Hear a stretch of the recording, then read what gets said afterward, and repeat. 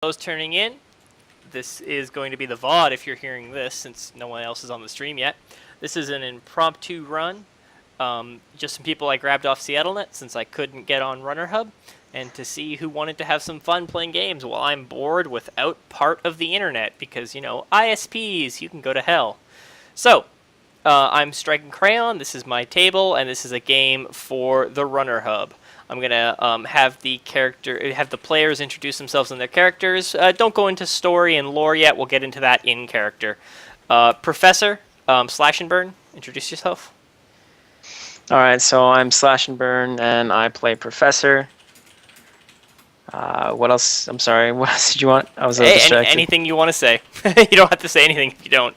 I'm buying time to rename tomorrow my on stream. Shifty Apex. Awesome, cool. Akali. I play Akoli. He's mean, nasty orc. Big, mean, nasty orc. Cool. Jack Aries. I play Prey, a Christian theurgist mafioso. Awesome. And Tech Priest. I play Salsa, the hermetic Irish, totally not an alcoholic fire mage. Awesome, coolio. So it is around 9:30 a.m. on a Saturday morning in drizzly Seattle. Where is everybody? Starting with you, Slash. Where's Professor? Well, Professor is, if it's Saturday? Yeah. About what time? Is it the morning you said? 9:30 a.m. Saturday. 9:30. Okay, so I actually have just gotten a call from Celtic. Awesome. Who has just taken a trip in his own mind, and he comes over to talk to me about it for about 15 minutes. Awesome, cool. Then I'm in my Bellevue apartment in Yarrow Point. Akali, where are you at? Akoli's probably just waking up or in the process thereof in his tiny apartment in the Orc Underground, kind of wearing off the night before. Okay, Prey, how about you? 9:30 Saturday morning. I am hanging out in the bar at the Royal. Awesome. Salsa? I'm waking up, smashing my 5th alarm clock this week, and trying to rub the hangover out of my eyes. Awesome. Cool. Does everybody have a fixer on their sheet? Where do they normally get their jobs from? Yeah, I do indeed have a fixer. Okay. Sounds good. Akali? You Yes. get a ring on your comm. Okay. Oh, it's too early for this. What do you want, John? Hey, remember that thing we were talking about? Well, I got a job that needs done, and I'm calling you because yeah, you know why. I know. I owe you. Okay. What time? You're gonna meet up with the Mr. J, and he pings you an arrow code to a place in southern downtown, and he says meet up with the Johnson there at 4 p.m. Okay, definitely. Thank you, John. All right, and then he clicks off. So about 10 o'clock in the morning, Professor, you get a little message from your fixer with some deets being, I got a job for you here, 4 p.m. You meet the Johnson. I'll just fire back. Understood, Lloyd. Yeah. And excellent as usual.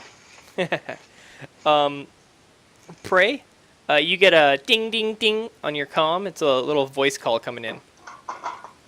Alright. I answer it. Hey, Prey. Hello? Hey, I got work that needs some magical support. I'm available. What'd you need? Here, 4 p.m. These details, and he gives you an address in southern downtown.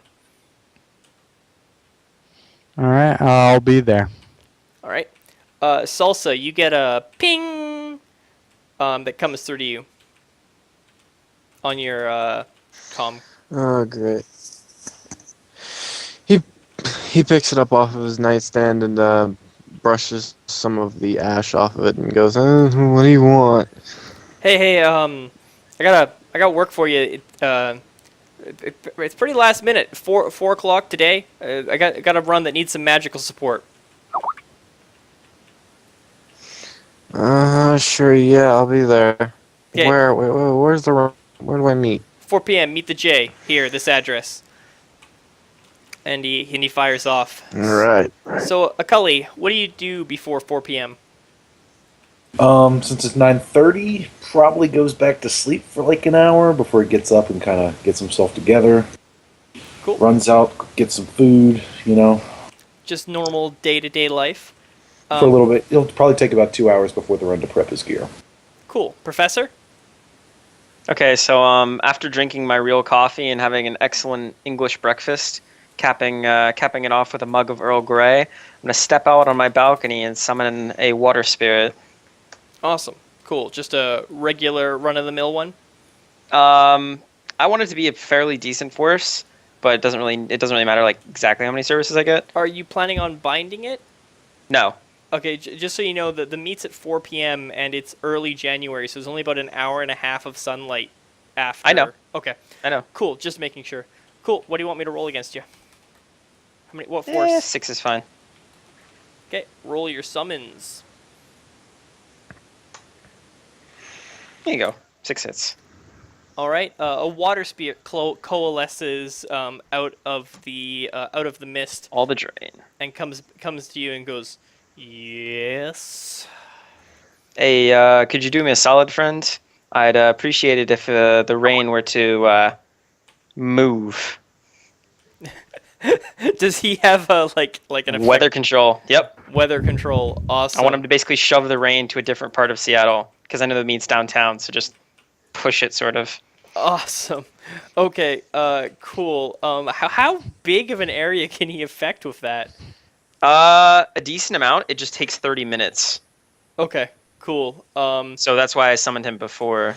Yeah. So Like he doesn't actually like directly control it. He more like he direct causes the little atmospheric conditions that will in 30 Yeah. minutes He cause says, an "Yes, master," and he dissolves back into the misting rain and disappears. Pray, what do you do for the day? Overall, just hang out at the bar. When I need to go, I drive my car over. Okay. You run into anybody interesting? Nah, just a slow day. Okay. Cool. Salsa, how about yourself? Salsa's going to get up and make a sandwich with the last of the real turkey he has in his fridge, thanks to Professor. And he's going to, with half a sandwich still in his mouth, walk into his lodge and summon a spirit of air. Force 5. All right. Roll your dice. I think Akulli's the only non-mage here. Yep. And I'm adept even, so. Everyone's Everyone Okay. is magic. All the magic. Oh, does Akulli, do you have astral perception? I do not. Okay. Salsa, you rolled your dice? Let's see. Not yet. I need to look at my skills real quick. It's been a while since I've summoned something. While he's checking that, Akulli, how are you transporting yourself to the meet? He's going to take a cab. Professor? I'm riding my bike since the air is nice and clear now. Look Okay. at this guy. Pray? Wait, is that a pedal bike or a motorcycle? A motorcycle, Okay. Cool. not a pedal bike. I have Yeah, a why car worry that about can the rain drive. in Seattle when you can just change it? It's so great. Pray? Yep. How are you getting there? Car. I have a car that can drive there. Okay, awesome. There's his... was it an air spirit, Salsa? Yeah. Okay, and were you summoning it in your lodge? Yes. Okay. The blinds or the curtains on your slightly open window coalesce as the rain seems to be blowing by at a relatively large pace, and a waft of wind comes in and coalesces into an air spirit that looks at you and says, "Hello." 2 stun drain, my friend. Hey, bud. I'm gonna need your help real quick. You don't mind going on, just going taking a look at something, do you? Certainly. Of course, he's saying this through half a mouth of turkey. Yep. And he picks up his comlink and looks at it and kind of rattles off the coordinates. Can you just make sure this place isn't swarming with undesirable people that might want to hurt me? It disappears into the astral, and you sense it rushing off to go inspect. How many sensing dice does it have? Roll its a sensing.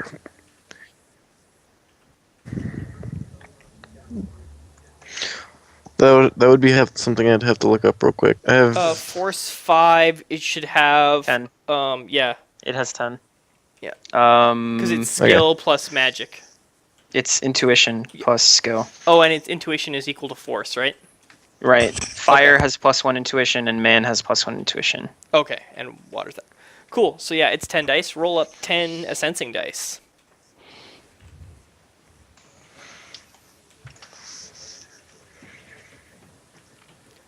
You feel the Ooh. air spirit is circling an area. You feel as though it's telling you like the space of where it is.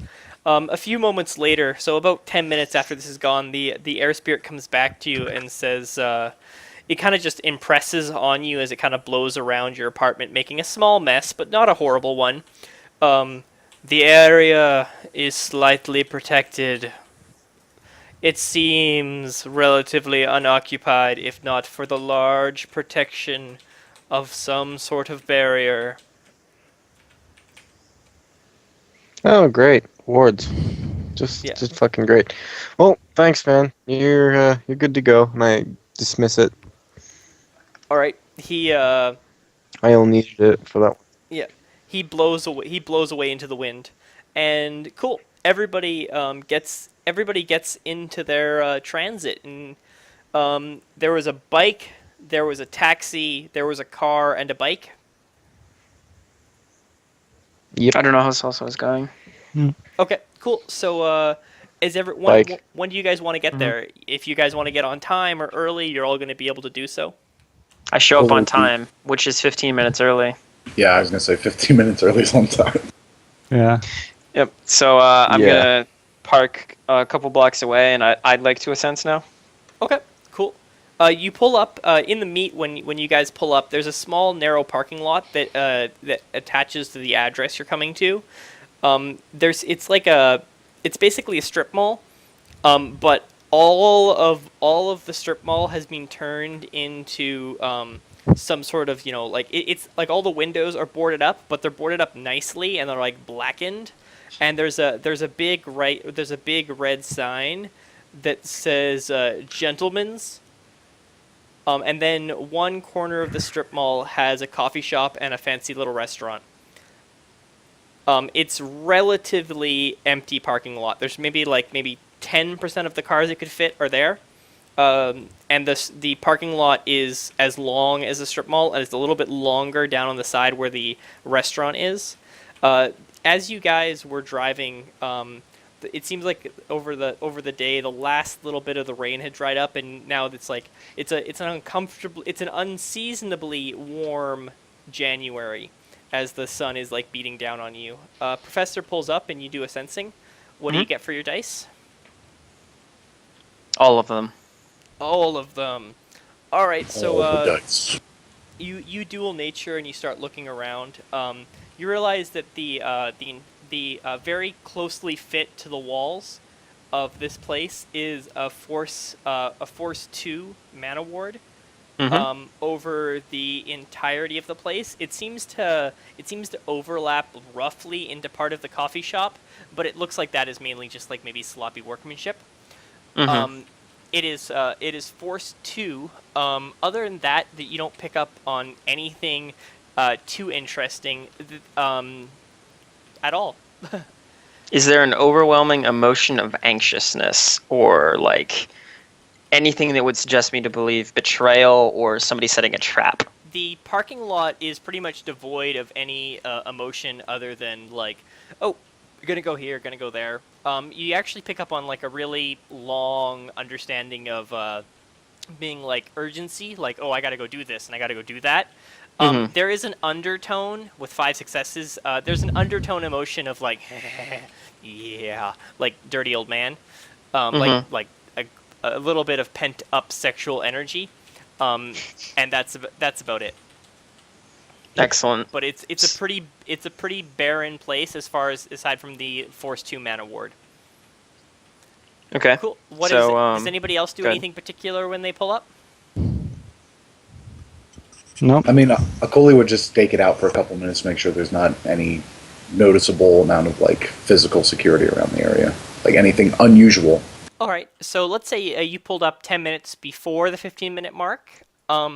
You're sitting in the parking lot. You see a taxi drop off two gentlemen and a woman that go into the restaurant. A little while later, you see a family with some kids. It's like maybe like a roughly orc man, like maybe human-looking orc, and a woman with 2 children walk out of the restaurant. You do see a door swing open to the building that you have the address for the meet at. The address is for the whole place, but you can, there's a very, very large building, and they didn't give you a specification of what number. The gentleman place, the door swings open, and you see a man of some description opening the door and letting out a woman. Roll visual perception. would in detail apply? In detail would not apply. Okay. Though And, that was a Cully. Okay. Yeah. Okay. The man appears to be appears to be a guard.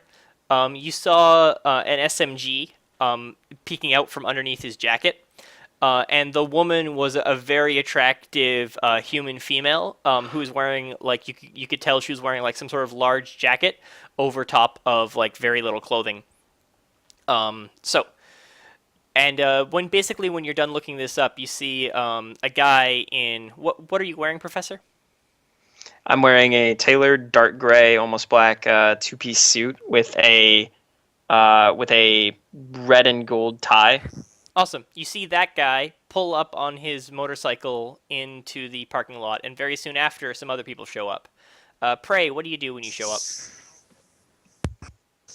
I kind of look around before going in.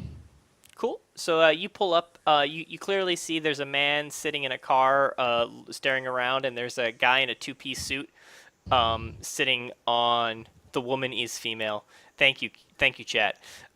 Professor, you see a guy in a 2-piece suit sitting on a motorcycle. You can roll some perception. Oh, okay. Oh, yeah. Both you and Professor. And Salsa, what are you doing when you show up? Salsa's going to show up, take off his helmet, put on his trodes, and put up his hood on his clothes, or on his little hoodie thing, and light up a cigarette. Okay. Also, in case you didn't know this, professors wear he always wears like a suit of some type or an armor jacket that covers his neck, and his trodes are actually basically like a neck band that then connects to that. Awesome. So, Professor and Prey, Salsa. Salsa, you roll up last, unless you want to do some perception too. Then you roll up at the same time. It's up to you. I'll roll up last. Okay, cool.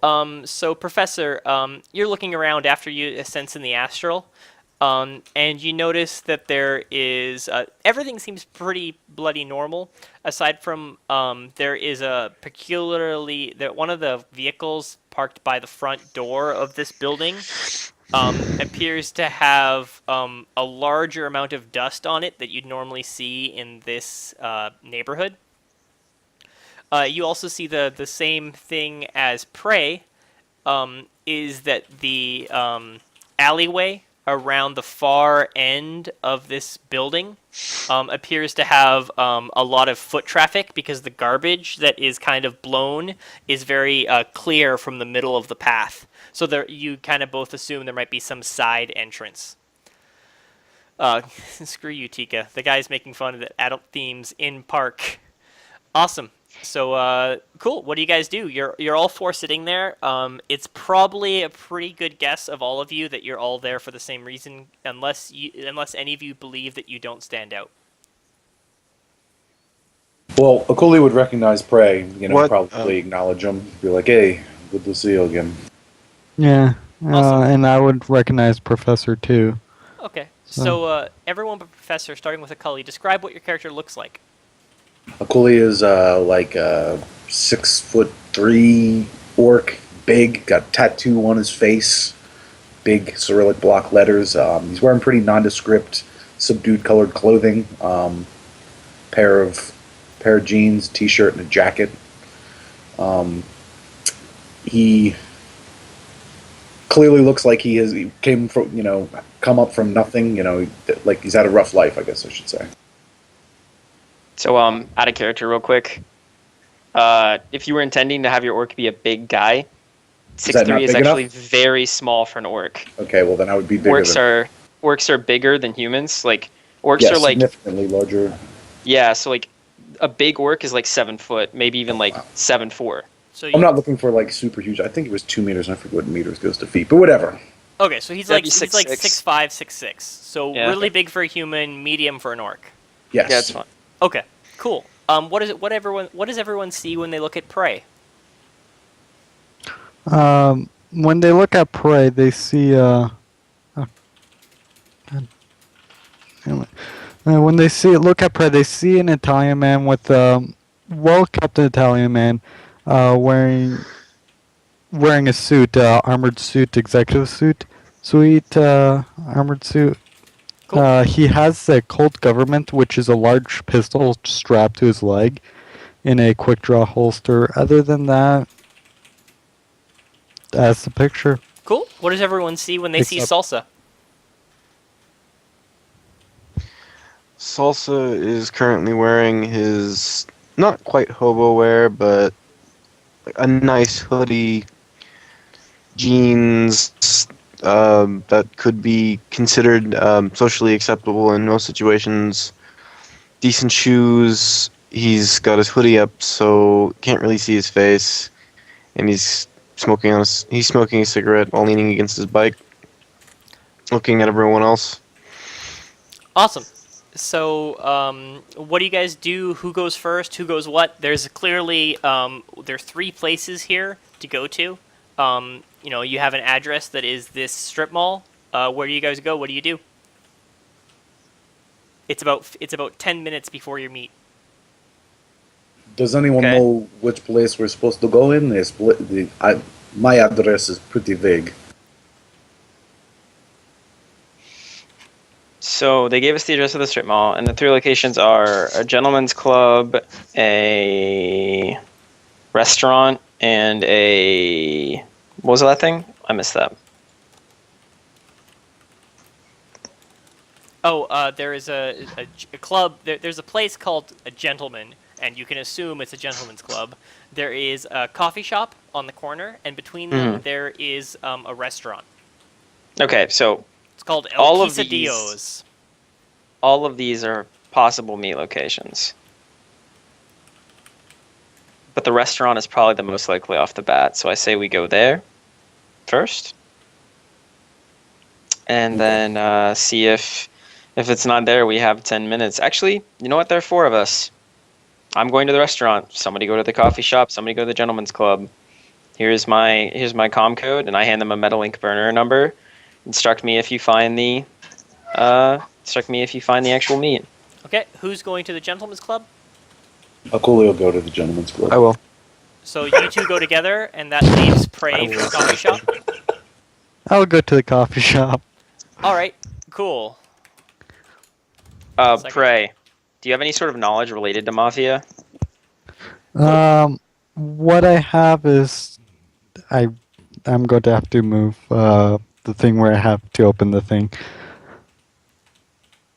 I have gang territories.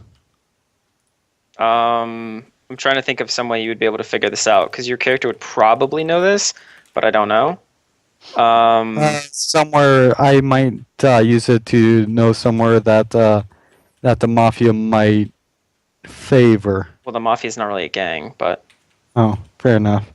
Cran, Gangs. what would you Um, need to roll to realize something about Professor?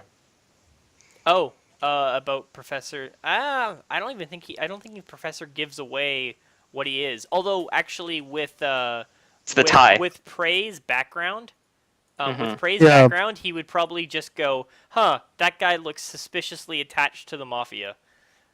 Out of character, would you be able to tell me or? Yeah, You Professor need got no, you made need knowledge. You need a out of knowledge. character. Yeah, you need a knowledge dice to know more in character. But in character, you're very much like, "Huh, that guy looks mafioso. The way he carries himself, the way he acts." All right. Like out of character, would you be able to tell me like Oh, he's a made not man. that again? He's a A made made Yeah, man. man? I'm Yeah. a made man now. What's made man? It's a new quality from Run Faster. I'm officially like I am part of Don Gianelli's family now. If someone kills me, Don Gianelli will kill them. Stuff All like right. that. Like I'm fully in the mafia. All right. If I may ask, which mafia family? Gianelli. All right. It's the All big one right. in Seattle. Awesome. So it was a Cully and Salsa going to the Gentlemen's Club. I rolled a d3 to see which place we're gonna play through 1st. So you approach the door. It's a heavy steel affair. It looks like the type that could be easily heavily barricaded. The glass windows you're walking by, they look like they used to be like storefront windows for like various different like department stores, but they've been painted black. And you can see in like the creasing of the paint, there's like some like heavy wooden boards bolted up against them. So it's like blacked out and painted over windows. You can kind of see the wood grain peeking through some of what must have been wet paint when they put it up. There's a little bit of garbage down at the end of the alley, but the street is relatively well cleaned. And the nice sun is starting to bake off the cement and the sidewalk and the side of this like stone fascia building. So it kind of gives you this nice like parking lot oven feeling as you approach the door. Okay. Before we go in, I don't I think would probably. I've been in a strip club that could double as a bunker. I would like probably. I would tell Salsa that I saw a guy inside the strip club that's armed, so I would be prepared. Cool. So you lean over and you tell that to Salsa, or do you DNI? Have you guys exchanged I would DNI just codes? no, we have not. I would just tell him. Okay. Cool. Salsa, do you do or say anything in response to that? Just gonna nod. Cool. So Akulli, I guess you get to the door a moment sooner. What do you do? Probably give it a pull first, see if it opens. Yeah. You swing the door open. The pungent odor of like cigar smoke and alcohol fills your nostrils almost instantly. It takes you a moment to look in. You have a low light vision with being in. Oh, no, you have. Wait. I do. Yeah. I do have low light vision. It takes you a pretty fast moment as you look in. Salsa's an elf too. As he peers around the door, you notice that you're looking into like a velour carpet and like ropes on poles, and they go into this like large floor space with tables and chairs. There's three gentlemen sitting near the door, and another two gentlemen sitting further in. You can't quite see the corners, but there's a large stage in the center running along the length of the room in like almost a phallic shape with two big poles for strip dancing. And there's a extremely attractive elf woman currently hanging upside down. If that distracts you for a moment, whether or not it does, you see a large, faintly orcish human. He's almost too big to be a human. Akulli, you recognize him from before. He's standing in the doorway, and he leans forward and goes, "Huh," and thumbs you guys in and reaches to close the door.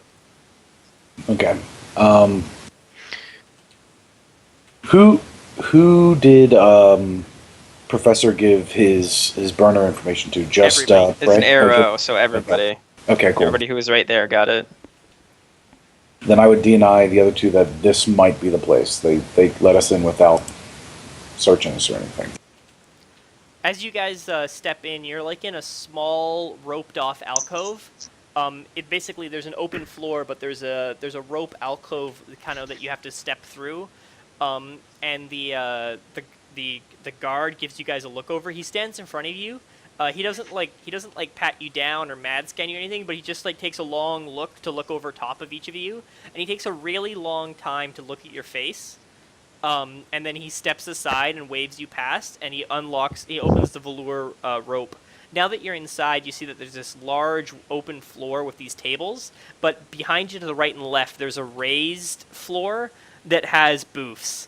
And at the far front left corner, there's like a DJ section, and at the far front right corner, there's a big circular bar that kind of has like these undulating partitions out into the floor. And you notice coming off the booth section behind you is a cigar girl in like tight knit stockings with a few rips that comes up, skipping down to you guys and walks past you and gives you a smile and waves you on in. Okay. The Cooley would probably make it. I'm gonna DNI everyone else. Oh, sorry, Cooley. No, go ahead, man. Go ahead. I was gonna say just a Cooley would work his way. I was gonna DNI everyone else. Okay. Damn it. I'm bad at this. Okay, Akali, I'm really what were bad you at saying? this. It's the latency and the...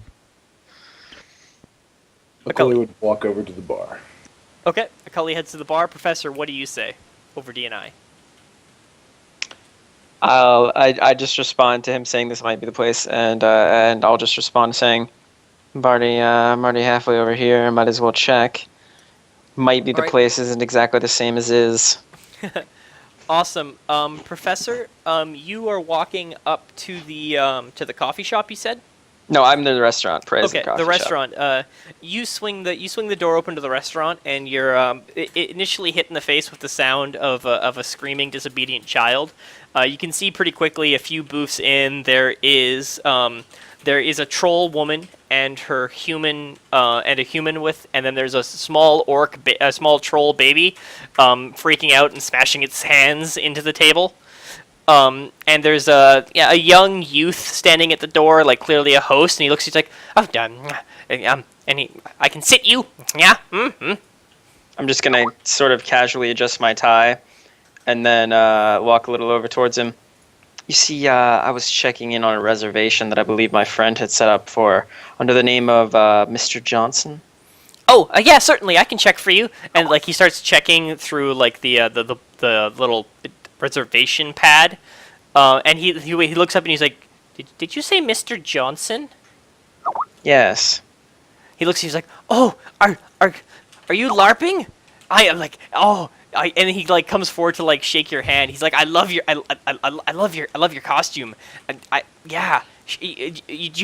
Are you starting the Shadowrun Online LARPing program too? See, when he steps towards me, I'm going to, with inhuman speed, grab him by the throat. Not very hard because I'm not very strong. Yeah. But I have like ridiculous reaction time, and I'm just going to be like, "You will never speak of this again," and just sort of toss him back and leave. His arms go limp, and he's like, yes, sir. Did you still want a seat? I'm not even going to respond to him. He's worth nothing. Awesome.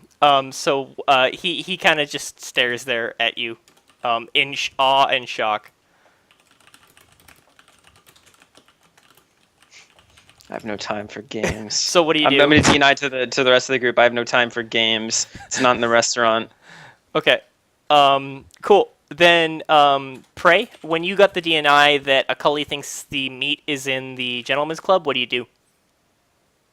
You're about to enter the coffee shop. I make sure the coffee shop isn't the place first. Okay, so you go in the coffee shop. Yeah. Yep. You swing in. It's a really nicely done affair. There's a whole bunch of what smells like actual baked goods with like real flour. The place feels pretty damn trendy. There's a really attractive, like actually uncannily attractive orc woman behind the counter.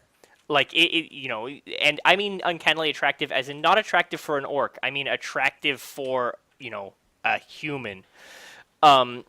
And she's making some sort of whipped thing that you can hear the machine like going away. And she looks at you. She'll be with you just a moment. I'll grab a coffee. All right. After a minute, she hands a frappe over to a person you didn't see in the corner. It's a young guy typing away at a data pad. I sit beside him, just ask him how the day is, how his day is.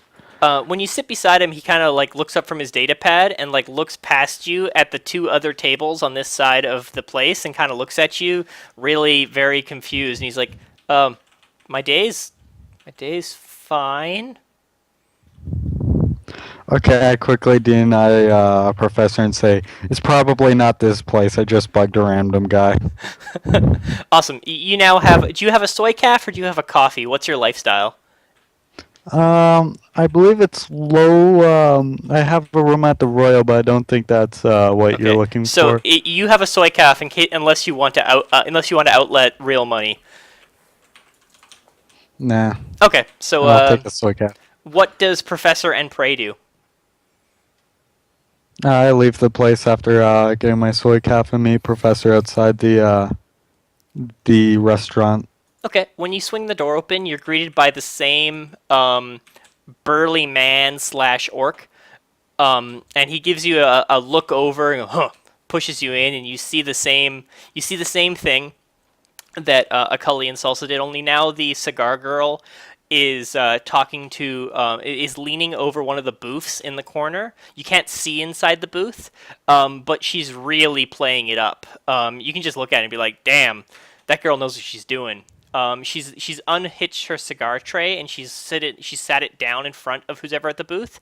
The angle you have, you can just kind of see the edge of the table, but not what's in the booth. And she's like leaning over, obviously posturing for a tip of some sort. What do you guys do? You see a Cully at the bar, and Salsa, where were you? So, Salsa? Salsa's probably sitting at a table at Okay. By the stage. probably near one of the poles, actually. Yeah, by Okay. the stage. Cool. So can I see the? Go ahead. Yeah. What do you do, Professor? I was gonna say, can I see the cigar girl? You can see well, there's 3 cigar girls. The one that you took The one notice, who's like leaning over. Yeah. Yeah, she's up and to the right on the raised section where the booths are. There's another cigar girl that you just spotted coming out of a back door near the DJ booth, which is in the front left-hand corner. And there's another cigar girl serving the table of 3 men that are at a table next to Salsa. Okay, so the one who's like obviously posturing. Yeah. I'd like to throw a Force 1 cloud at her in order to knock her into the lap of the guy. Cool. Yeah. Do you need me to roll for it or just? You can. I'm not actually trying to do any damage or anything. Yeah, no worries. You can just buy hits and buy Mhm. drain. You're out of combat. Mm-hmm. Cool. So. And I scrubbed immediately. Yeah. It's like nothing happens. 1 second.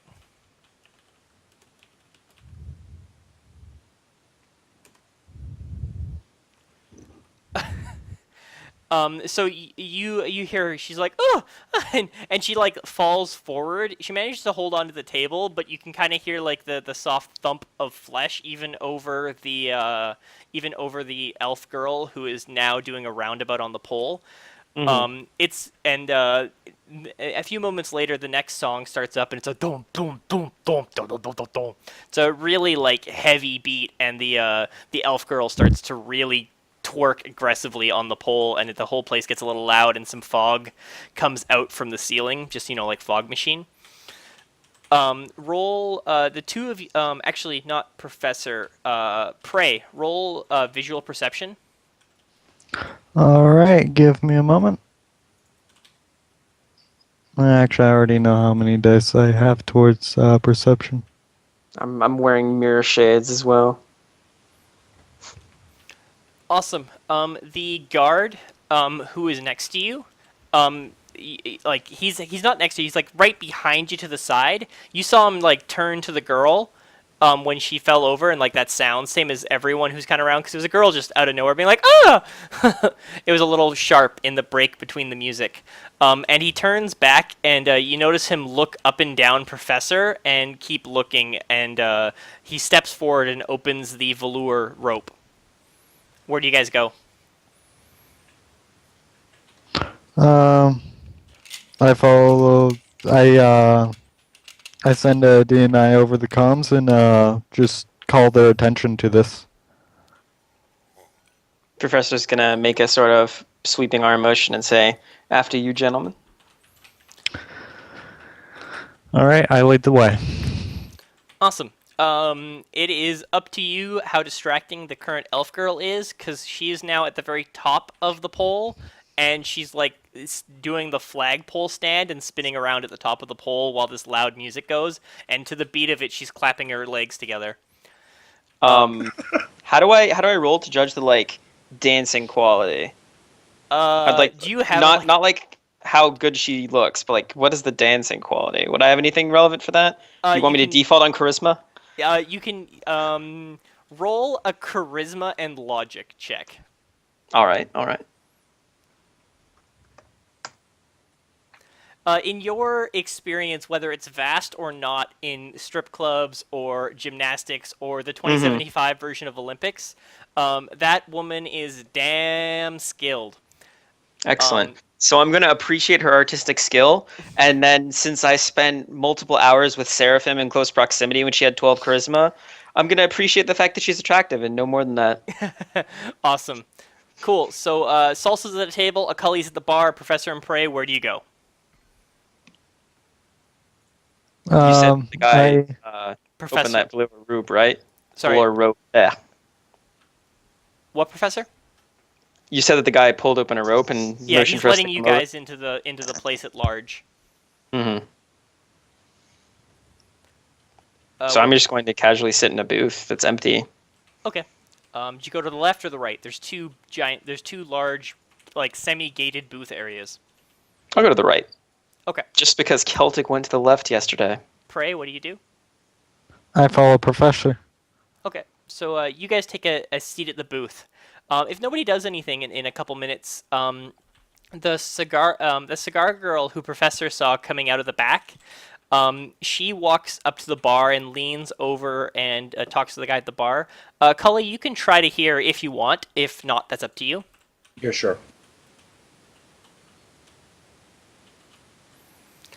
It's not you aren't able to pick it out over the loud music, but you can kind of pick up on some sort of.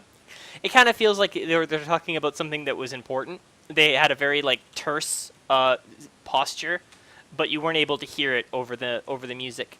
The bartender leans forward and looks you over and goes, "Are you here for work?" Duh, I was about to ask you for that. I am here to meet somebody. And he looks forward. He's like, "Just you?" No, I have friends with me, but can you direct us to the right place? Yeah, sure. Sally, and he snaps, and says, bring this," and he looks around. He's like, "Bring this man to the Mr. J." And Sally comes up. She's like this red-headed, she's pretty enough, human woman. She leans forward. She's like, "Yeah, come with me." And she straps her cigar case on, cigar shelf back on, and starts walking towards the raised section. Okay, I would DNI the team and say I've got our contact. Cool.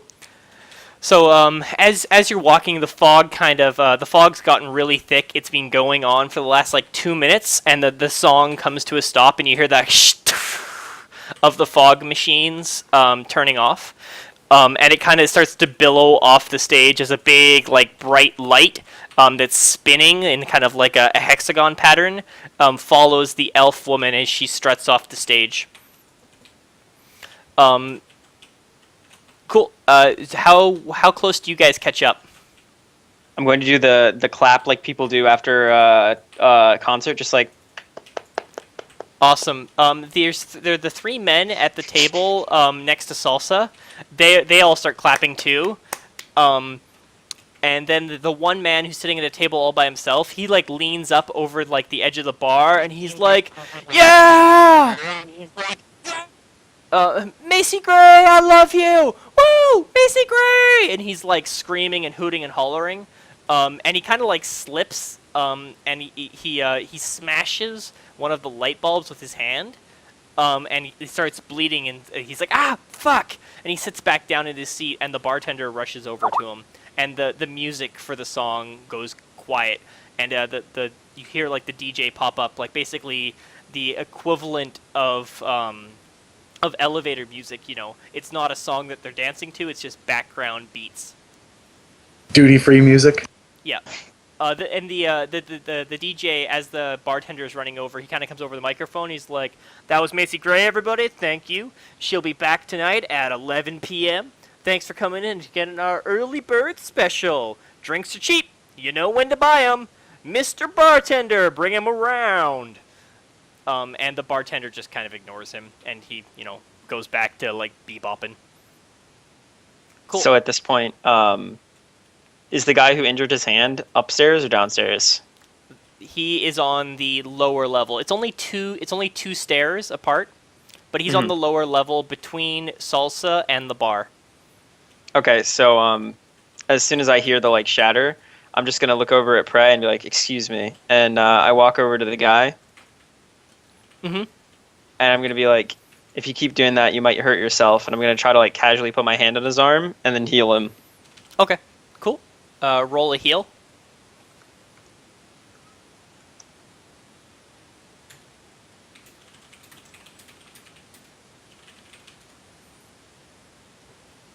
You also notice when you're close to him, this guy reeks of booze. He's really, really drunk. Awesome. I keep 2. You keep 2. You see the cut on his hand where the glass has gone in.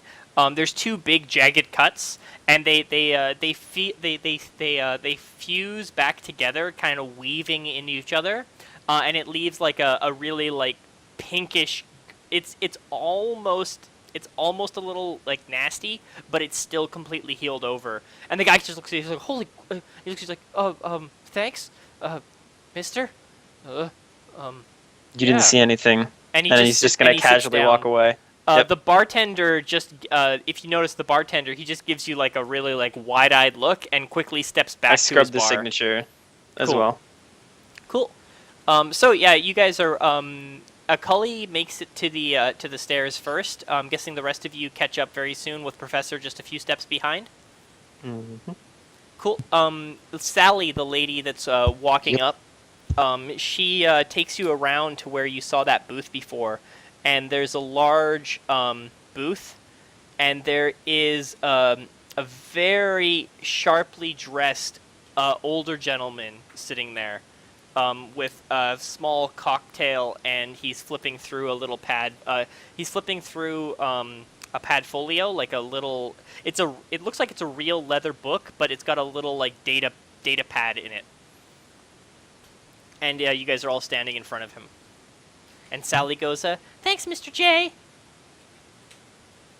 and starts to walk away. Okay. I would stop and tip her, because obviously the girl works for tips, so tip her 50 Union, slot my cred stick. Awesome. She's like, "Oh, awesome! Hope to see you around again." And she starts walking away. And I'm going to nod at the Mr. Johnson and say, "Good evening, sir." Well, no, it's 4 o'clock. Good afternoon, sir. He puts his hand up, open palm towards you guys, and moment. And he keeps flipping through the padfolio. He kind of lifts part of the leather of the padfolio. He lifts part of the leather so you can't see the screen, and then he goes back to typing away on it. Okay, so while he is head first into his book, yep, I'm going to attempt to ascend on the sly. Yep. Do you need me to? Dual nature. You don't have any sort of masking ability or any of that kind of stuff, right? Mm-hmm. No. Okay. So roll a sensing.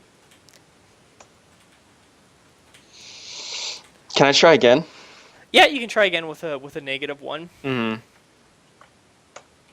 There we go. He's not a technomancer. The running joke whenever anyone beats over 5. When you pop in, you instantly right away notice that he's awakened. What is your magic? I get his exact magic. I know. Because What's of your? the hits. I know. It's just checking 7. what your magic is. Your magic's 7. Yeah. He's got a magic rating of 4. Okay. You see some cyber. There's some cyber installed at the base of his brain. There's some cyber installed in the front of his face. And you notice that one of his arms is a synthetic. But from the meat, you can tell that it's a very nice synthetic. And he's got some cyber running up his spine, and he's got some cyber. Some of this has been bio. He has cyber and bio, and you notice there is a data jack just below his collarbone. You recognize it as a data jack because it's so like round and crystal clear, and it's on the outside of his body, but it's still affecting his essence. Mm-hmm. And with your hits too, you're pretty sure he's a magician of sorts. Okay. Is he an initiate? He doesn't appear initiated, although all you have is his magic rating, right? No, if I forget how many hits I need, but if I get a certain amount of hits, I can get how many initiate grades he has, if any. Oh, okay. I think you're right about that. He has 1 initiate grade. Excellent. Did I tell you that magic rating of 4 or 3? 4. Okay. Yeah, Mm-hmm. he's got 1 initiate grade. Okay. Is he sustaining any spells? He is not sustaining any spells. Are any spells being sustained upon him or quickened upon him? No. Does he have any preparations upon this person? Nope. Does he have any active foci? Nope. Okay. What is the general state of his health? Perfect. Immaculate. Excellent. And his emotional state? Somber. And, it feels like practiced clarity. He's impressively calm. Nice. So, masking. I'm just gonna... Can I make magic theory to jump to that conclusion? Can I roll magic theory to jump to that conclusion? You can try, yeah. Cool. You're not certain. He actually just with 5 successes, you are pretty damn certain he's not masking, and that he's just really impressively calm and collected. Okay. When you come out of your dual-natured self, he kind of looks up at you and he's like, "Well, that was a little rude," and he kind of motions for you guys to step back as he gets up from his booth, and he says, "To the back room," and he tries to step past you guys. It certainly was. But then again, worse things have been done to me for less. He just doesn't really take much notice, and he starts walking down the row of booths. Do you guys follow him? Yeah. When you get to the end of the booths, you notice that where it looked like there was a last booth, there's actually a stairwell. And he descends down this concrete stairwell.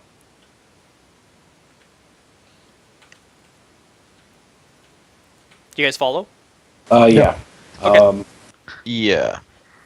I'm going to descend in a at the very back of the group and in a very sort of graceful pattern, because all my adept powers are completely on right now. Okay. Sounds good. Except for Trace's walk, I'm still leaving my footsteps loud. The stairwell is almost double wide. The sound of his foots against the concrete steps are very noticeable, like a thwap, thwap, thwap. And he gets to the bottom, and there's a steel. It's not a double door. It's a 1.5 door where there's like a full size door, and the other part of the wall is metal and has a hinge, but it's part of the door jamb. And he rat tat tat taps on the door, and the door swings open, and inside is standing, just like filling up most of the doorway is a quite small troll. But still filling up most of the doorway. And behind him is a human in a pinstripe suit with a black mask on. Okay.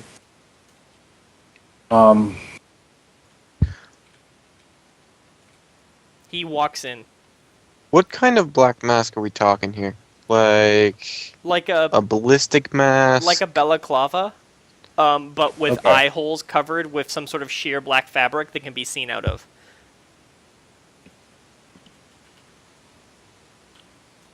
Okay.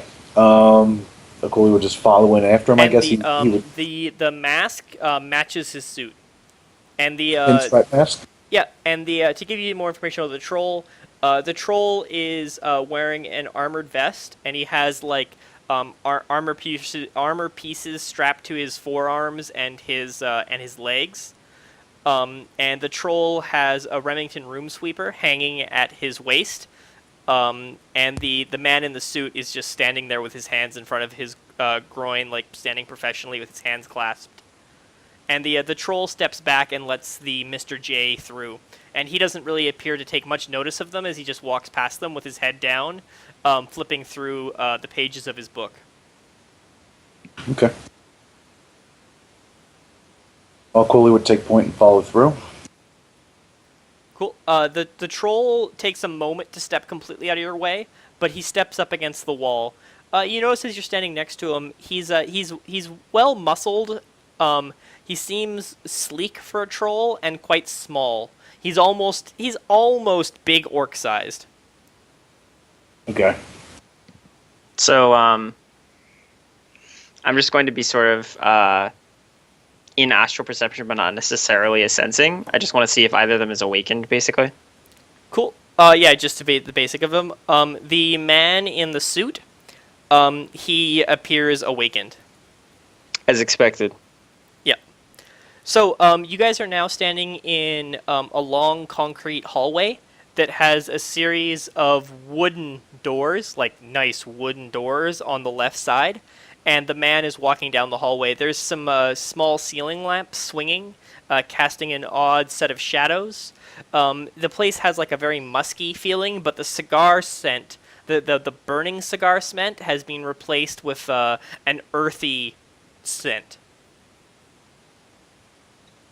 I'm going to activate the low light vision in my glasses and continue. Cool. So everybody follows in.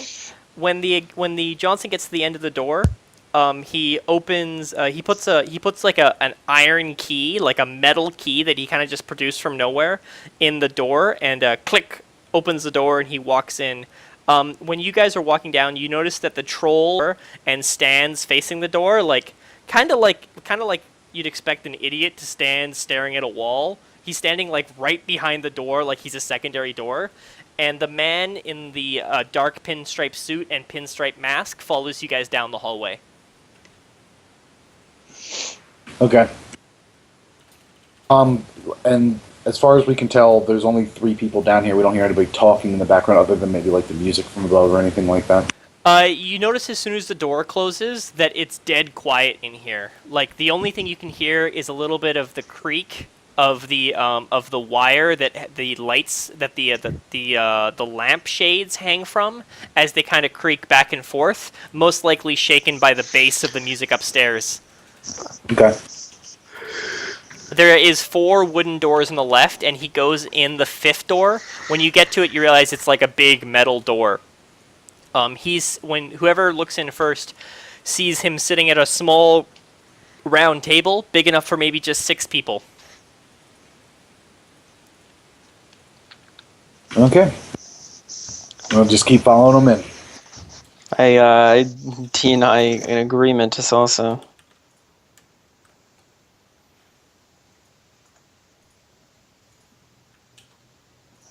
Gotta make that ambience, man. Gotta make that ambience. Right? Ambiance. Super secret club. Yep, super secret. So, if you guys all walk in, there is 4 chairs. There was clearly 6 chairs. One of them is up against the wall. I'm going to take a seat casually and cross one leg over the other that is held straight down. Everybody takes a seat? Yep. Yes, sir. Cool. Yeah. The man in the pinstripe suit sets in and closes the door silently. A feat that is pretty impressive as you notice the sheer bulk of the door. It appears to be some solid form of metal, and it's more than 4 inches thick. The only sound you hear is the clink of the bolt of the doorknob closing. And he stands at the door with his hands clasped in his professional position. And the Mr. J puts his book down, slips it into his pocket, and says, "I have a kill job for you." I'm good with that. And he's looking at you all one by one. All this I will way? give. That's I will give. I will give him nothing.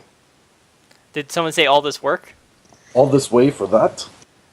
He says, I prefer to meet in appropriate positions to discuss such obviously dastardly work. He kind of puts a little inflection on the dastardly, and he lets out like the smallest of a smile. And he throws 4 arrows over to you guys. If you guys are in AR, you notice it. If not, you don't.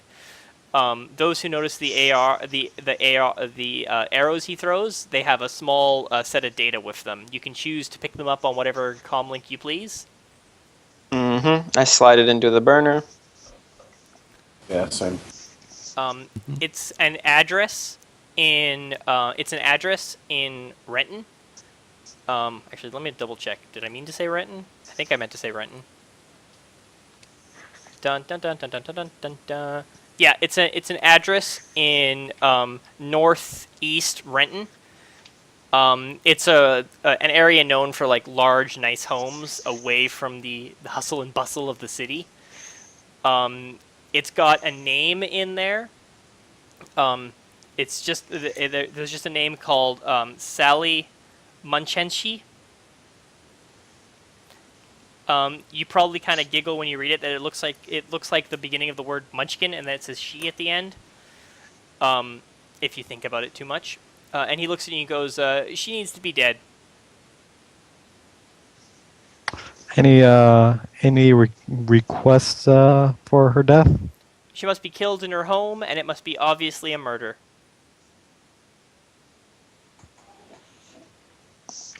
Can you tell us if she has any security?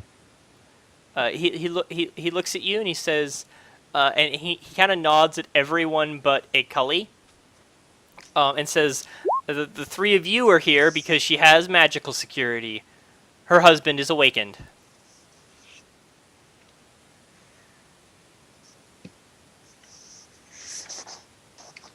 Magical security is often not what it's cracked up to be. He looks at you and he goes, yeah, you have to have a wide breadth of security. And he looks, so she must be murdered in her home. It must be clear her husband cannot be killed. I don't care who else you kill. And it must look like someone clearly wished to have her assassinated in her home. We could see to it that her husband is at home when we kill her. He looks at you, he's like, that's up to you. I don't plan these jobs, I just tell them what to be done and who wants them done, and I facilitate the transfer of assets.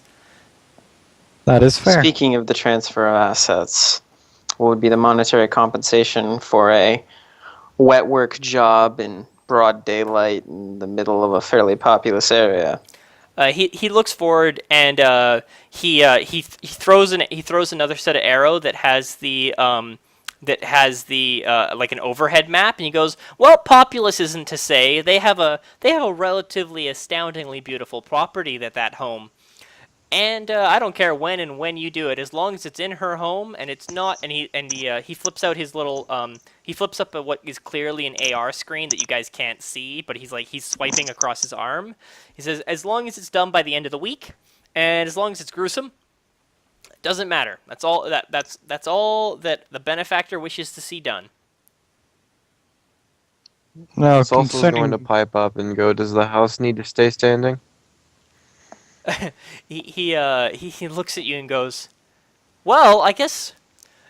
he kind of like sits back in his chair and leans back. He's like, that's not something I get asked that often. However, if you wish to be bombing a home in a beautiful neighborhood as nice as Four Lakes, that's entirely up to you. But if any of that comes back to your Johnson, your entire family and everyone you know is going to be killed. Who does she work for? I never said bombing. I said need to stay standing. Could burn. And he looks at you and goes, Slowly. all right. And he looks and he's like, and he kind of like sits a little bit in his chair and he goes, some of the shadows have been a little bit too explosive lately. I may have jumped to a conclusion there. My apologies for my lapse in professionalism. Certainly, it does not matter. It must be clearly a murder. She must be clearly identified. Her husband cannot be harmed in any way. Now, when you say Uh, harmed in any way, I'm gonna tell you right now that that may not be possible. Alive? Yes. No physical harm, nothing that requires any hospitalization of any sort. Unconscious would be fine, correct? Certainly, as long as he's able to make it to work, I don't care. Who does he work for? He directs you back to the original arrow he sent. They are affiliated with a company. 1 second, I closed it. That's why I didn't want to close it. He's affiliated with a small single A corp. I'm just gonna grab the name for you here in a second. Oh, Frank's Industries is affiliated with a single A corp in the area. He doesn't say that to you. He just points you to the section of the arrow with another arrow giving directions to what part of the file you have to look in. And the window husband will intercede on her behalf? He looks at you and goes, "Yeah, I believe he is the kind of husband that loves his wife." Okay. Anybody say anything? I'm going to, in very bad Russian, speak to Akuli Okay. and say that I do not think that he is telling us everything that we need to know, and I feel that this husband is far more dangerous than he lets on. But it kind of sounds like Johnson responds in Russian, saying, "Your Russian is very poor, and I tell you what Сука, you need to know." блядь. Kali, what did you say? He said, "Сука, блядь." Oh, I don't know what that means. It's just cursing. It's usually when you would say, Oh. like, holy shit, he would say something like that. Okay, cool. He says, "Yeah, it's a husband who will protect his wife. What more do you expect?" And I'm just going to nod slightly at him and be like, not many people speak Russian. He puts his hands together and he's like, "In my profession, it's important to have a great depth of many international languages." And he looks at each of you and he's like, "It's as though it is a weapon to me as it is to your rifles and your pistols, is it not?" And I'm It's just gonna say, understandable. yeah, I can understand that you would believe that a language would be a weapon to you, but as we understand it, that there are many things that are weapons, and nihil sub sole novum, What language was that, and what did you say? Latin. Okay, Latin. He kind of giggles. He not giggles. He chuckles slightly, and he stares at you for like an awkward moment. And then what did you say in Latin? There is nothing new under the sun. Oh, he takes. It's an idiomatic phrase Yeah. to say like no shit, basically like yeah, everybody already do that. Yeah, he responds once more. He responds with Latin, saying, in Latin, he says, "Well, back to business." And he says, "Do you accept this job?" I have more question. Will there be children present for this? There will not be children present. Okay. And then he stops and goes, "Well, they don't have children. I can't control who comes and goes in their home."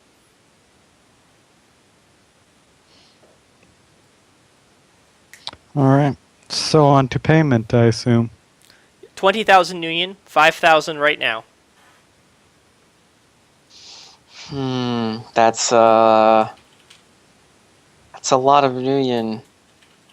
Well, I wish to kill people who are protected by astral security and, of course, the regular run-of-the-mill meat security, as he kind of waves his hand.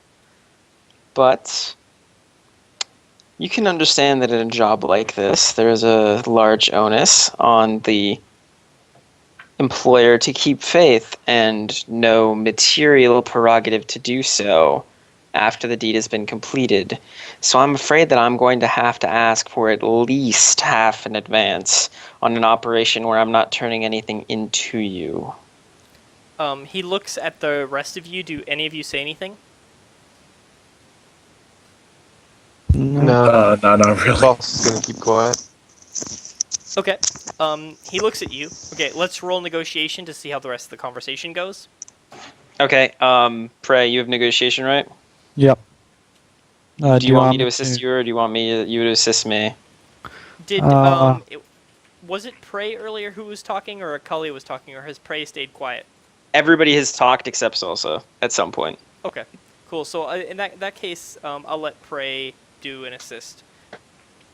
All Okay. right.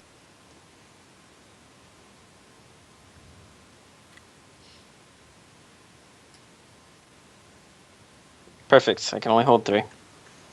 Yeah.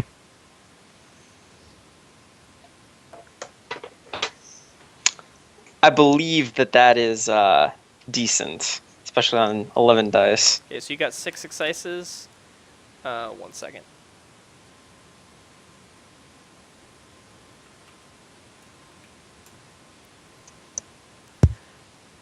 He leans back and he goes, "Have I not shown to you that the professionalism with which I do business?" And he says, "All right, simply to ease your concerns." And he puts 4 cred sticks on the table, and he very publicly, very openly throws an extra 1,000 nuyen onto each cred stick in arrow. Like you kind of see like a 1,000 nuyen drop down on each one. 6,000 now, and you'll get the rest of the 20,000 upon completion. And then he says, "The final file in the dossier I sent you is the contact information for my man." And he points past you guys at the guy standing behind you. Send him video proof of the completion of the job, and I'll wire you the money. And then he says, to whatever comm links you give to me. And out of character GM, I really don't want to do this. Yep. But Professor would walk in this situation. I've been almost burned before, and so he would not accept less than half for a job where he's not turning anything in. Would you like me to accept it anyway? Because I can do that. But in this situation, I feel like he would walk. No, I can. If walking is an absolute requirement, then you can try. Yeah. No, like he would not take less than half for a job that has no completion thing. Yeah. No, that makes sense. So yeah, so he's gonna be like, "I'm sorry, I really cannot accept less than half for a job that has no turn in. It is nothing against you. There is merely a general level of distrust." He leans forward and puts his hands on the table and says, "It is generally best acceptable that we come to some sort of financial agreement at one of these meetings. Otherwise, if we don't form a contract of sorts, this trust that you're worried about definitely will fail to continue. I think it's best that you accept this job and enjoy the money that comes to you afterwards."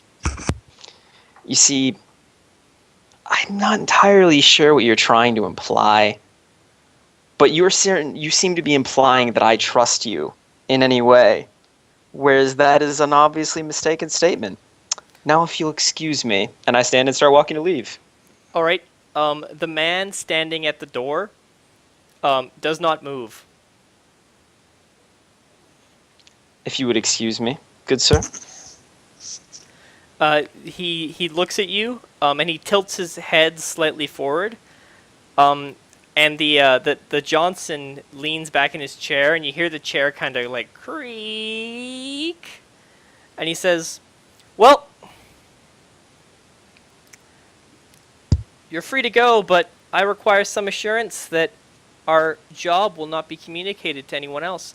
I can't have you be a liability, as I've already given these fine men the information." And what exactly are you planning as assurance? "For you to do the job and join the team. I will pay you.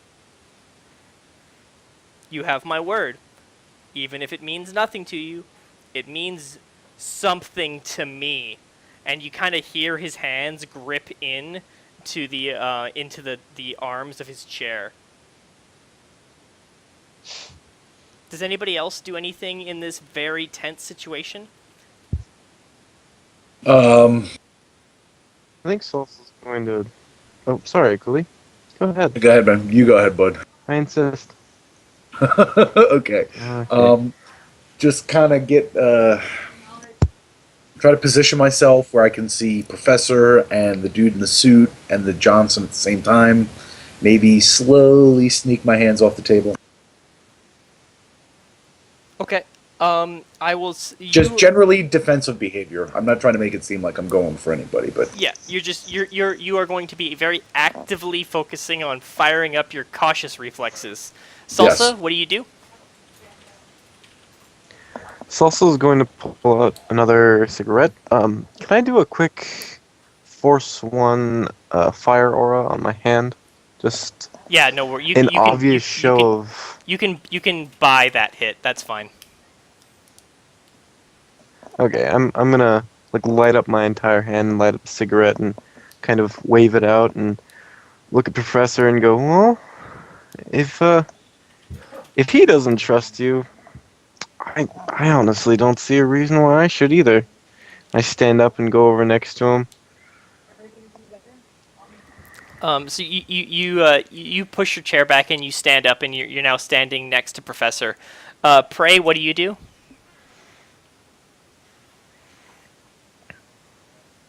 Prey. Price typing. Oh, okay. Oh, okay. Prey, if you have anything important you want to do, feel free to type it along. If not, I can just assume that you're being cautious and staying to yourself. I am, yeah, sorry, I had somebody over, talking around where I was, so I didn't want to interrupt conversation. Ultimately, Prey just sits there and just waits, just standing apart from what people are doing. Awesome. Cool. So, the gentleman leans back in his chair, and he kind of like releases his grip and says, "Well, that can certainly be done if necessary." And he just kind of like he makes a motion, which Professor and Salsa, I don't know how if you're standing enough to see. He kind of like waves his hand, and the guy in the suit opens the door to opens the door. And I'm just going to nod curtly, good afternoon, and walk away. At this point, I'm not going to Cooley take a wet work job with a long intro for less than half up front in a fairly nice area. I'm sorry, I just can't. No, that's okay. As a GM, I don't care. I can go with anything. I don't have a problem with that. okay. The man in the pinstripe suit, as Salsa and as Salsa and Professor walk out, starts to close the door. What does Acully and Prey do as he's closing the door? You guys are still in your chairs. Cooley would I have. have. Go ahead, bud. Sorry. I was going to note that both Acully and I have done a hit before. I've done many hits before, but No, there's I mean- a procedure. Yeah, it's, I mean, with like together, we've done a hit. Is what I meant. Cooley would look pretty exasperated, you know. Like, God damn it! Yeah, like, listen, I do not think two of us is enough to do this work. he leans forward. And he's like, I can find he leans forward and he goes, sorry, scratch what I just said. The Johnson looks at you and goes, I can replace them.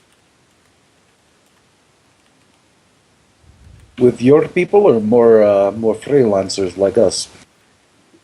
He says, I have and the door is getting pretty close to closing. It's almost closed, but the guy in the stripe, he says, we'll hire more Johnsons. We have a little over a week. Хорошо. Okay. So what do you guys do? I'm set to continue. Yeah, Cooley will take the. He can work with Prey. Okay, 1 second. What are you doing, dog?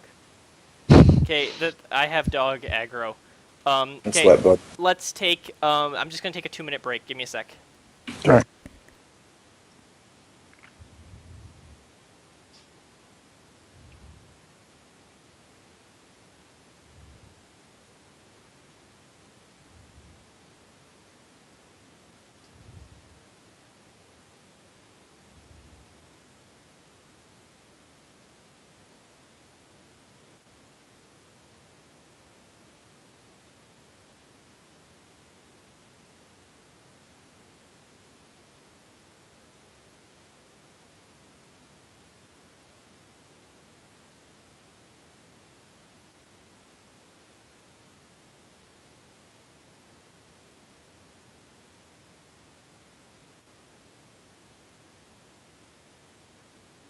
Was there something I missed?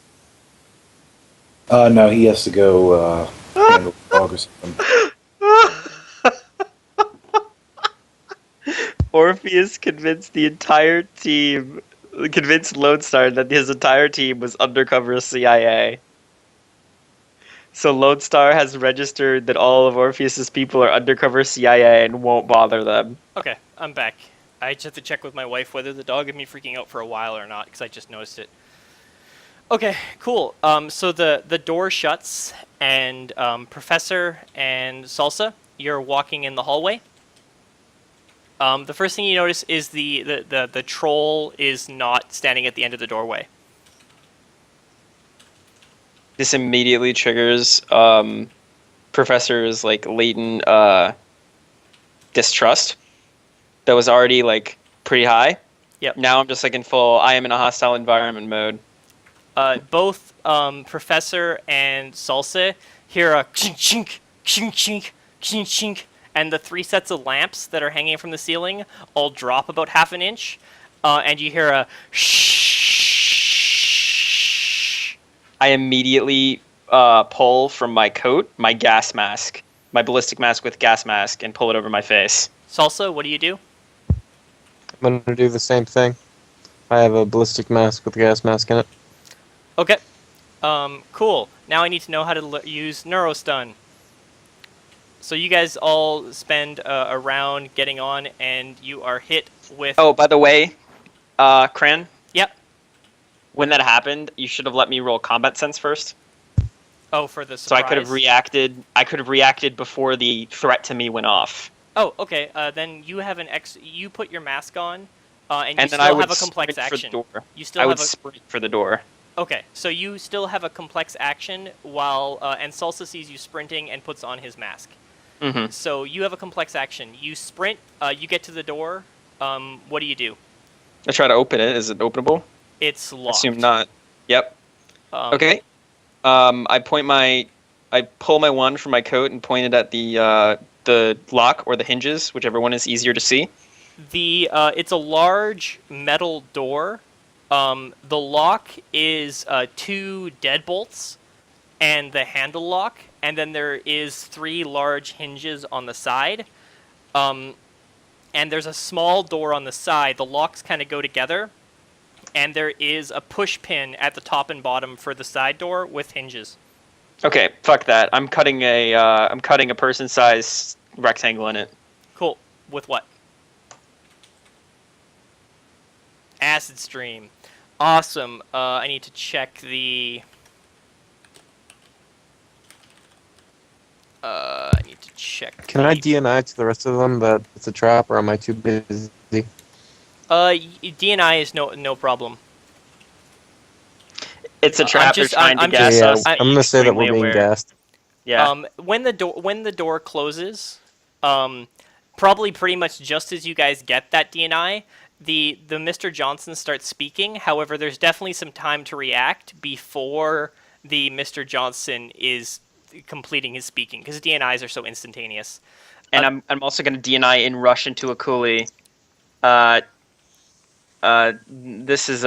guy is a traitor. This guy is a dealer a dealer in lies, stuff like that.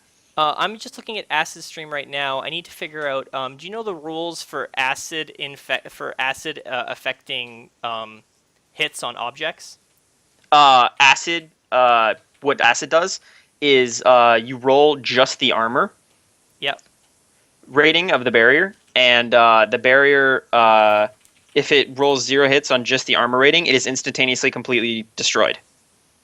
Same thing for armor, in general, like on your body. Because this is a 4-inch thick plastic Right. steel So door. it's probably not going to blow up immediately, but either Cool. way, I don't know the strength of. I don't know the strength of this door.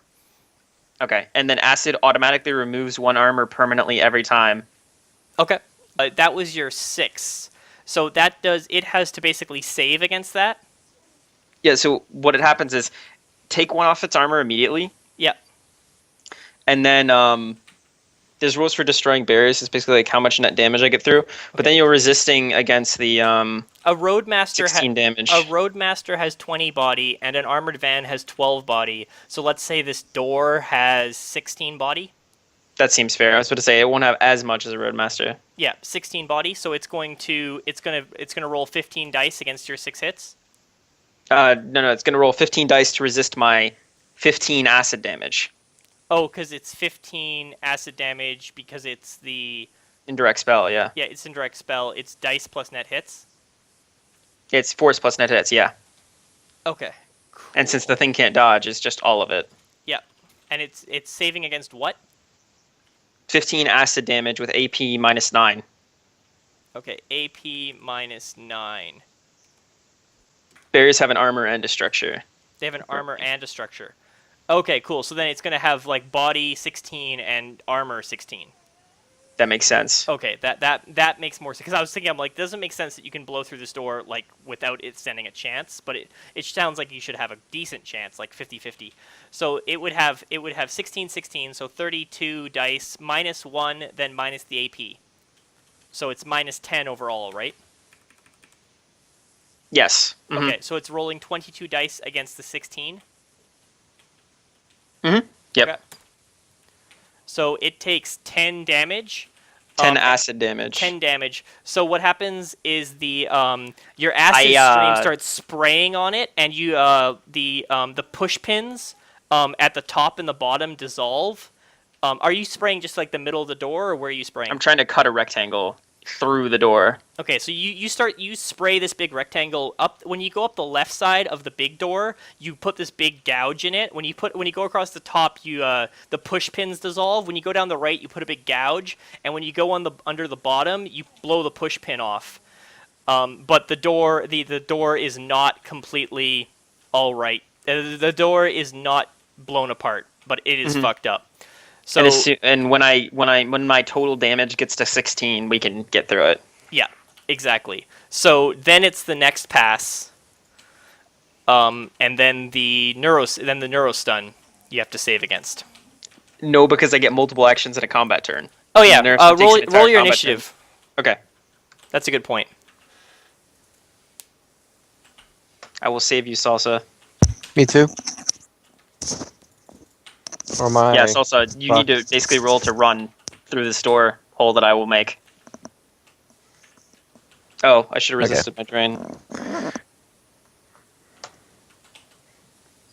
I actually take 2 stun drain. Fuck. No, physical actually. It's the first 9. Fuck. Okay, so That was a really bad drain resist. Anyway. You have another pass? Yep. Salsa, this means that you have another pass too. Mm-hmm. Excellent. Professor? So, yeah, I'm just going to do the same thing, except I'm going to go force 7 this time. Okay.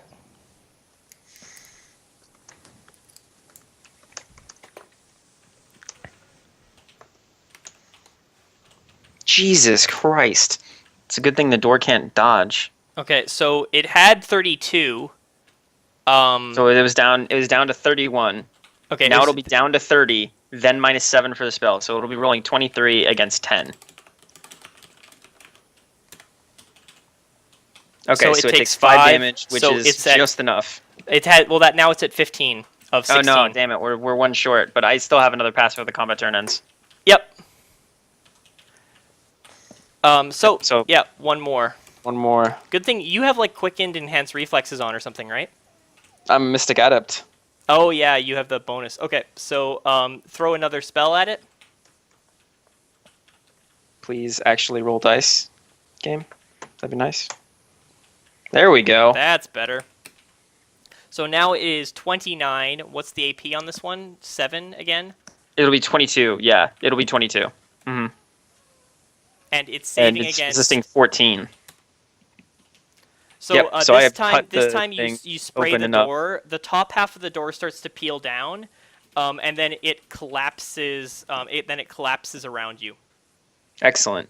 So I just also like, come with me quick before this hits us, and I sprint through the door. Awesome.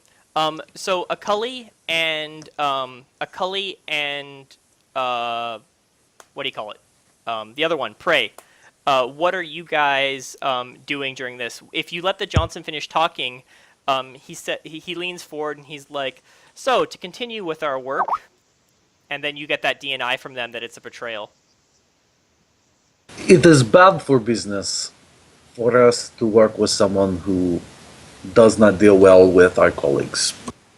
He leans forward. He's like, "Oh, you mean outside? Oh, I just need to douse them and remove their memories of this encounter. No harm will come to them." I cannot take your word for it. I really must ask that you just let them go and call it the wash. He looks at you and he goes, "I generally don't accept any deals with people unless we've made a solid contract. And it's not a solid contract until money has changed hands. And that's when I feel that I can trust those I work with. So, if you're not willing to do this job based on what's going on outside, do you wish to join your friends outside?" This is probably initiative. Actually, this conversation is actually, because that last pass was 3 seconds. Yeah. So he says to you, so sorry, scratch what that said, because this conversation, it takes longer than what's going on outside. He leans back and he says, "So very well, I will let them go." And then he goes, "So, we can finish talking about this mission, and I will find new runners to meet with you. When is a good time for that? What is a good time for you to meet your new runners?" As soon as possible. All right. He swings up his arrow and says, "Yeah, certainly." And then he turns away and you can see him sub-vocal into a comm. And then he leans back towards you and he says, "Let's see if we can meet later tonight."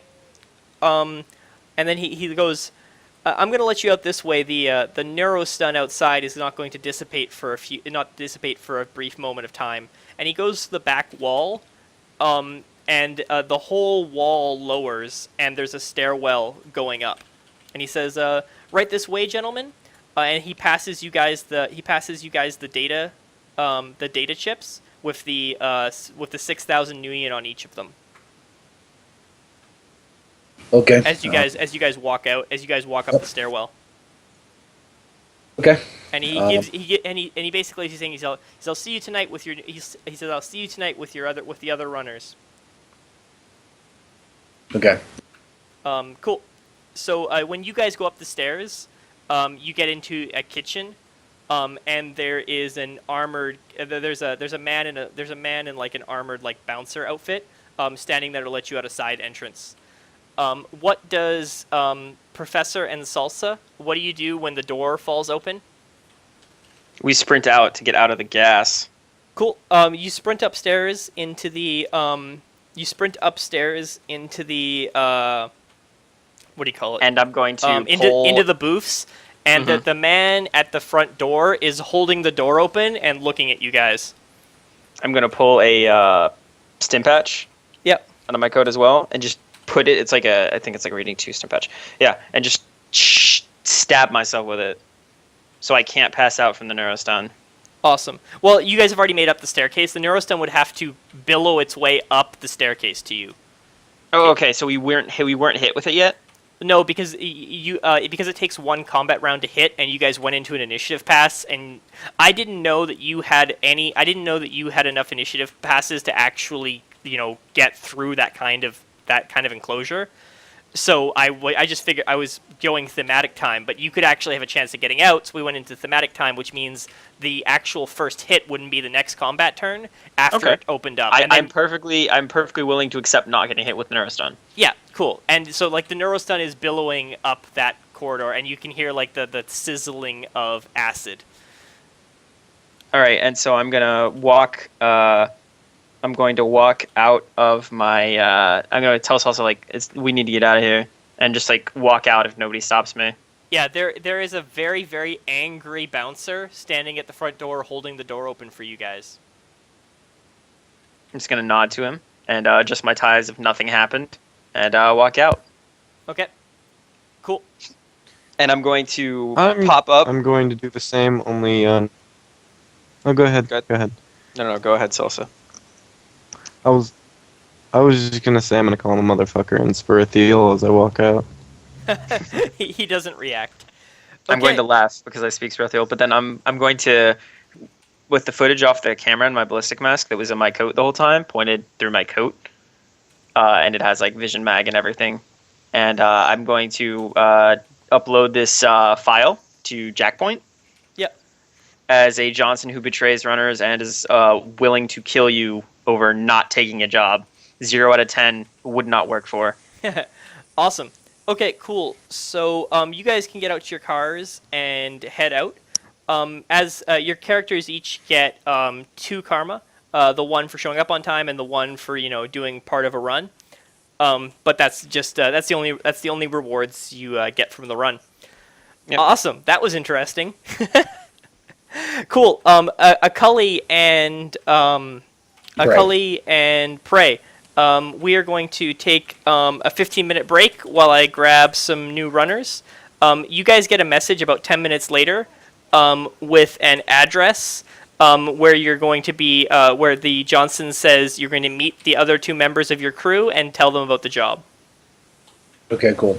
I'm going to run out real quick. I might be 20 minutes. I don't want to hold you guys up. I've got to run out and get something real quick. No worries. Let's say it's currently 25 on the clock here. Yes. If we start on the 45, should be good. Then we will continue from there. Everyone, those who will keep playing, you guys have what? You have can you afford 2.5, 3 hours after that time? Yeah, definitely. Yeah. Okay, sounds good. So let's continue this run at 9:45. I was gonna talk to you about something if you don't mind. Yeah, no worries. I'm gonna close off the stream. Cool. Here we going.